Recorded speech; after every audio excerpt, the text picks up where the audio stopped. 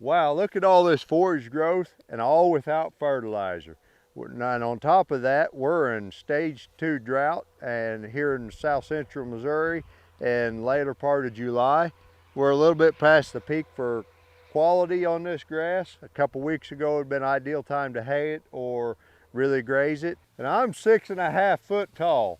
So to give you kind of a idea of the height of this grass. So let's talk about that need for fertilizer a little bit.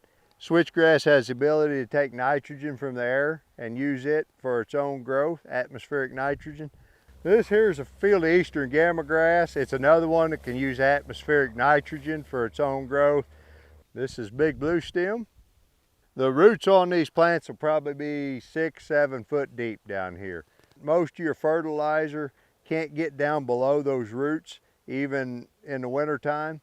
When it starts to leach out through the soil, it can't get down there. So that's why we don't need to really add any fertilizer to these unless you're doing quite a bit of hay. And that's quite a bit of help. This year fertilizer prices are really, really high, and it helps offset a lot of that planting cost. So if you're used to a perennial grass that you're fertilizing every year, it may have been cheap to plant and establish that, but you have to keep putting the fertilizer on to get the growth. And then if you're used to annuals, you know, you got to plant them every year.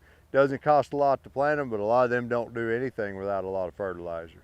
So there you have both expenses. These are perennials, come back every year for the next 100 years. So they're well adapted to the environment, they're well adapted to the soils.